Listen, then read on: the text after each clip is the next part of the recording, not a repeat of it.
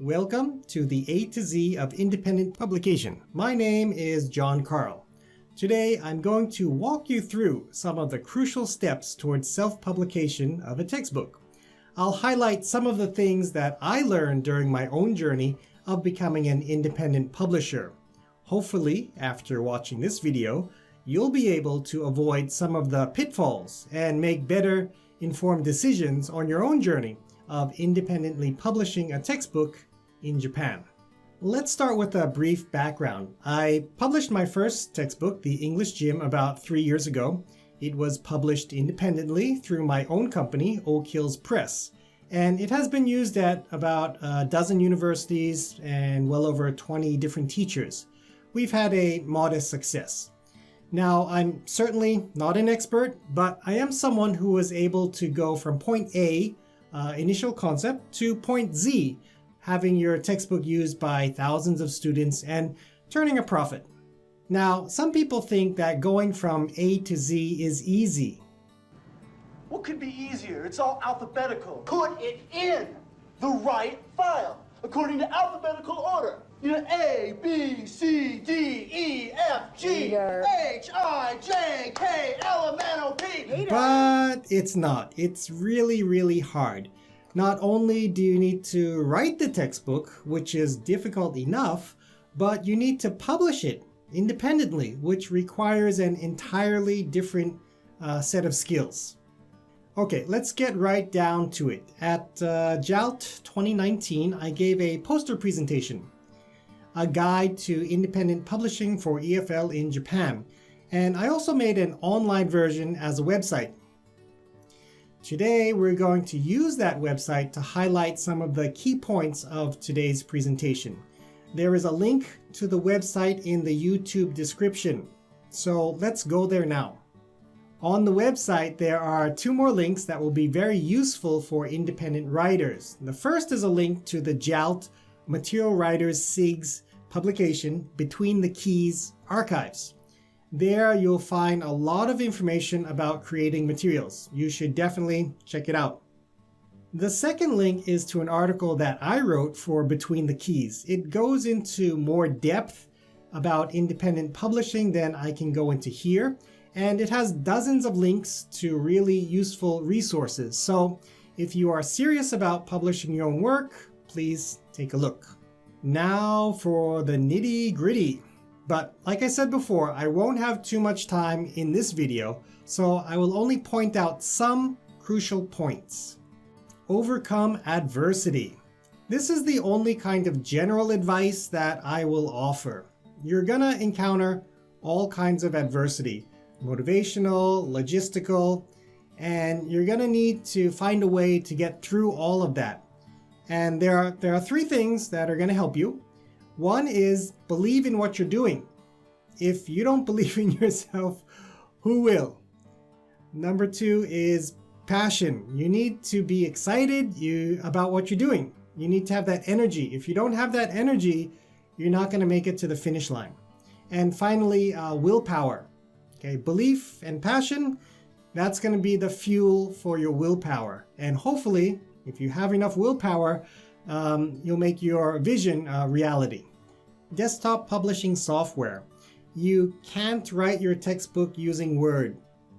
Well, initially you can, and that's what I did, but the final product will need to be produced using desktop publishing software.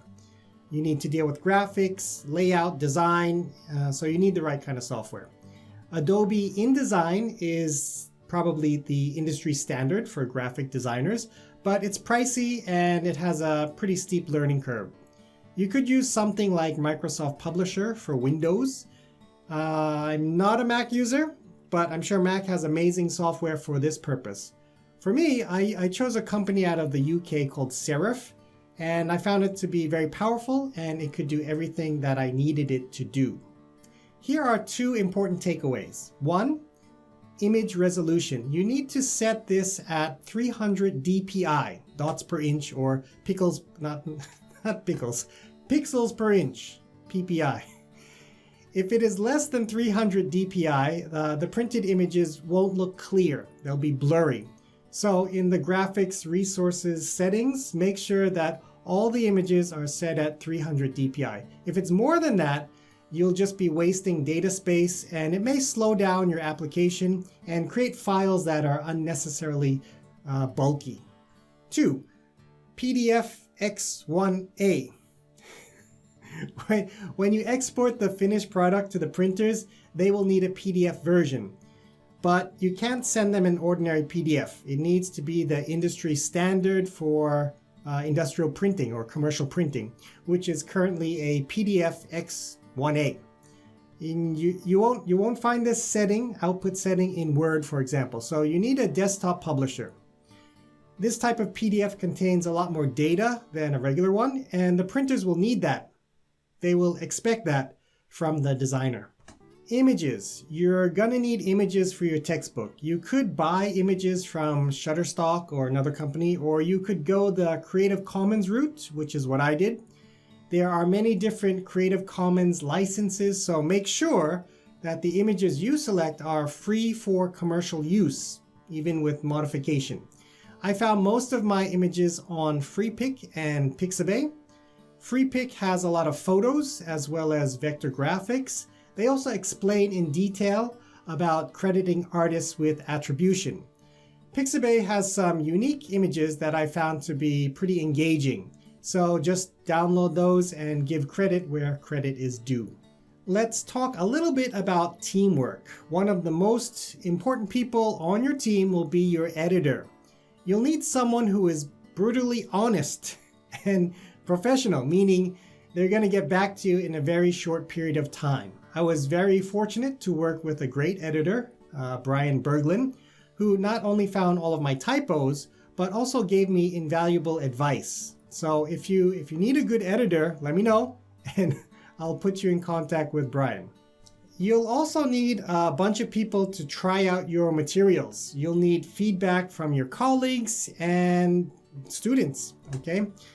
Having great ideas is one thing, but putting it through the paces in an actual classroom, it can be entirely different. So it's a vital step. You need to do this. Sound engineer. You probably can't do the recording by yourself. Maybe you can if you're good at audio, but I think if you want a high quality recording, you'll need to get a professional or semi-pro. They will have the equipment, knowledge, and skill. I worked with a colleague, Ted Ostis, who did a fantastic job. You'll need voice actors. This again could be colleagues or students. Look for people with talent, backgrounds in theater or radio. They may work for beer or tequila or cash. You'll have to negotiate with them. The tricky part is getting everyone together at the same time. You'll need a studio to record in. Probably there's one on campus that you could use. For the voice actors, I would suggest making a sample recording illustrating the tone or emotion that you want conveyed. If you're going to add background music or sound effects like chimes or Foley sounds, you can search in the Free Music Archive. Look under Creative Commons license, free for commercial use. And one of the great things about being an independent publisher is that you have so much control and creative freedom. I could choose the type of voice actors. For example, in my book, I wanted to showcase a lot of Japanese speakers of English so that students would have a realistic role model. I also wanted to have subtle background music added to the tracks to give a little energy to the recordings. Sound engineer. Don't skip it. Website. It's probably a good idea to have a website. I designed mine using Wix. On the website, again, great amounts of freedom. There are templates and lots of tutorials. For my own website, I could upload audio tracks, animated video tutorials, tests and quizzes, links to Quizlet and Kahoot sets for the textbook. But the most convenient feature for me and for a lot of teachers is that I could upload a digital version of the book for teachers to project in their classrooms. So having a good website can have a really big impact. And having a website gives you tons of options. One thing I would encourage you to look into though is the settings for the SEO, the search engine optimization. So when people search for your book, it will be the first one to pop up. ISBN and other fun numbers. Here is the website for the Japan ISBN agency. There is a manual which has everything you need to get an ISBN in Japan. You'll need to pay about 20,000 yen to purchase a set of 10 ISBNs. On the back of your textbook, there will be 4 important numbers. ISBN, that will be determined by the agency. Code number. English textbooks in Japan are either code 0082, 1082, 3082. The last 2 digits signify an English language textbook. Inside the manual, you can see the details in there. JAN, Japan Article Number. This number and barcode tell the retailers the type of product. The code number is included in the JAN, and also the price of the textbook is included in that number. The last important number is the price of the book. Don't forget to add plus tax. And just as a side note, if your business is selling less than 10 million yen annually, you can keep the sales tax. It's a way to give a little bit of a break to very small businesses. So you can charge for sales tax, and if your sales are less than 10 million yen annually, you can keep that sales tax. One of the benefits of having an ISBN in Japan is that your textbook will be in the national database of the Japan Book Publishers Association. That means when a bookstore needs to contact you about purchasing books, they can find you in the database. If you're not listed in the database, then they'll have a hard time contacting you. Barcodes can be generated here. Here's the ISBN, okay. JAN, there's no JAN, there's no Japan article number. But don't worry, it's the same system used in Europe, so you can use the EAN13, same system. You just enter the standard prefix, 192, then you enter the book code, and let's say 3082, and then the price, for my book, it's 2,800, so 02800. Printing, yeah, you're nearly at the finish line.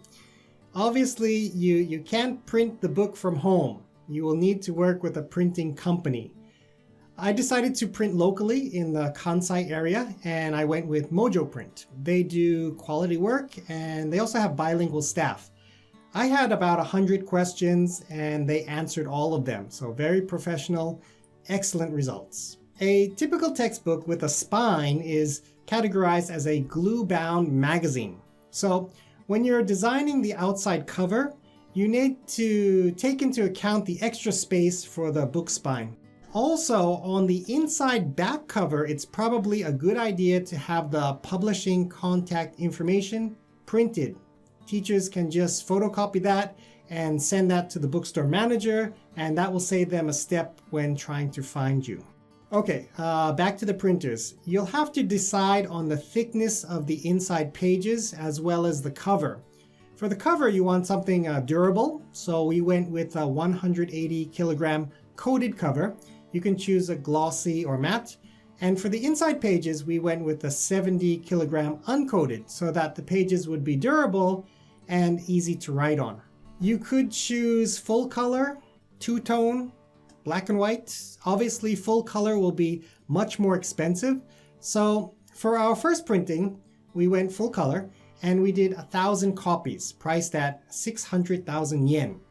For our second printing, we did 2,000 copies at 700,000 yen. So you can see that the cost per unit drops dramatically with more copies. Many authors print overseas and they get a cheaper price, but it's not all about money. And if you can support domestic businesses, I think that's worth considering. That being said, if anyone knows of a good printing company, please post it in the comments below. I'm sure a lot of people would be interested. So after you've worked out the details, in a couple of weeks, you'll get a delivery of freshly printed books at your home. You'll need to keep these in storage until you can sell them.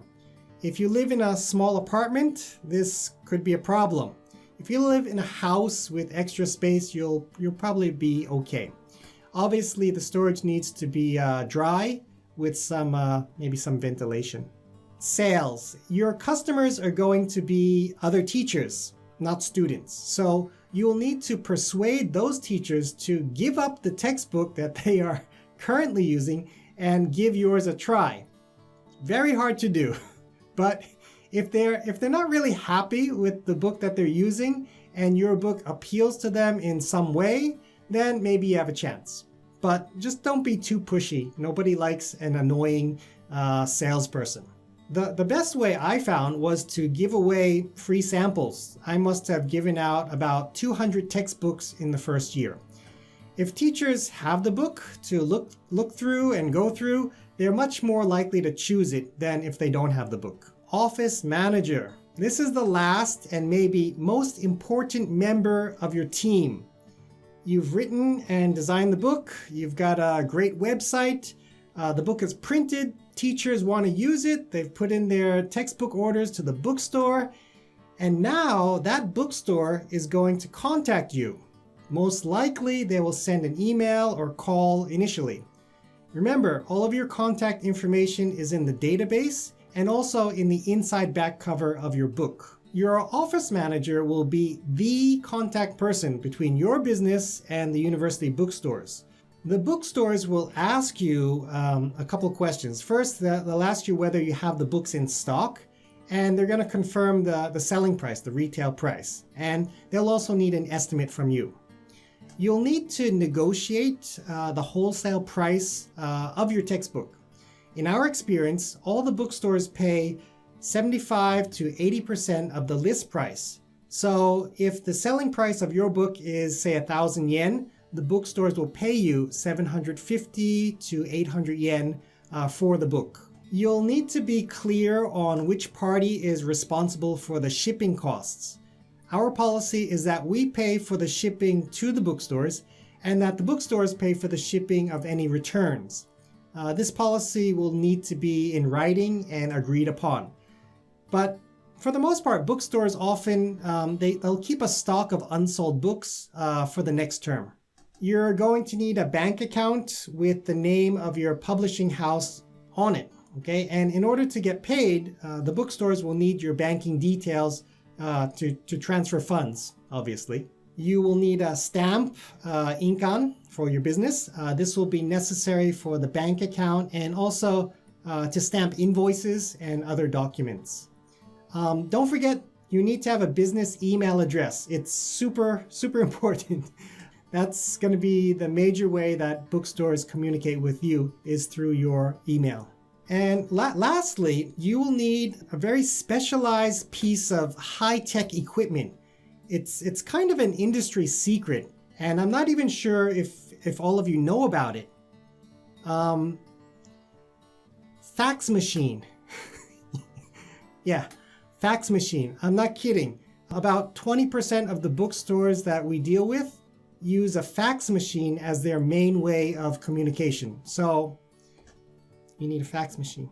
The busy season is March. Sometimes you'll get inquiries as early as January, but usually in February, March, the bookstores will contact your company. And delivery dates are usually late March, early April, just before the academic term begins. We use the post office for our deliveries. Shipping costs are really low to begin with, and you get a discount if you bring the books to the post office yourself, and also another discount if you send books to the same address within a year. And they'll even print out labels for free if you ask them, and that saves a lot of time. My office manager happens to be my wife, which is very convenient. She is a part-time school teacher, so in March, she's not working at the school and is able to take care of the business dealings of our publishing house. And the same goes for me. I'm pretty much free from university duties in March, so we both have enough time to take care of these things during the busy season. There may be some or a lot of things that you won't be able to do yourself. You may want to consider hiring professionals for graphic design or for building your website, Or I would actually recommend checking out freelancers. You can check out sites like Fiverr and find artists who can design the cover of your book. They can do illustrations or even the entire layout. You can also find voice actors who will create high quality recordings. You can find just about anything. So don't let a lack of a skill set stand in your way. You can always find someone to do the work for you. You just got to pay them. On a final note, I want to talk about realistic predictions for profit. So hypothetically, let's say that in the first year you spent 1,000,000 yen to produce and print 1,000 books. Your book is priced at 3,000 yen, so bookstores will pay you 2,400 yen per book. That's at 80%. You're able to sell 500 books in the first year. That equals 1.2 million yen in sales, profit of 200,000 yen for the first year. But remember, you still have 500 books in stock. If you sell all those books in the next year, that means an additional 1.2 million in profit. So in 2 years, 1.4 million yen. Of course, this is a simplified view, but if you can sell enough books, then you will make a profit. If you can't, then you'll be in debt and have a lot of unused books in your house. You'll have to crunch the numbers for your own situation. So there you have it, all the way from A to Z. Let's check in with my good friend and see how he's doing. QRSTUVWXYZ! Huh? That's all you have to do! Very good. You know your alphabet. Thank you, Nicolas Cage. Easy for him to say. Maybe not so easy for us to do. However, other people have done it. You can too. I hope this video was of some help. I know that I had a lot of help from other people when I published my book. Please feel free to contact me if you have any questions or if you have some suggestions on other ways to approach independent publishing. Please share your knowledge. I would really love to hear from you. My email is on the website in the description below, or you can post comments in this video down below. Thank you so much for watching. I will see some of you in the Zoom meeting for the 2020 JALT, and good luck to everyone.